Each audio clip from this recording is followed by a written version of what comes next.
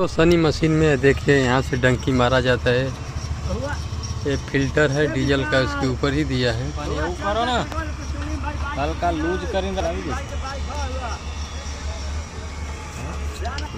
और यहाँ से डीजल भी देखिए यहाँ से बंद भी होता है और खुलता है। देखिए ऐसे बंद हो जाएगा और ऐसे खुल जाएगा। और यहाँ से देखिए डंकी मारा जा रहा है, डीजल आएगा अभी। देखिए डीजल आना चालू हो गया, डीजल इसमें आ रहा है। बहुत अच्छा सिस्टम।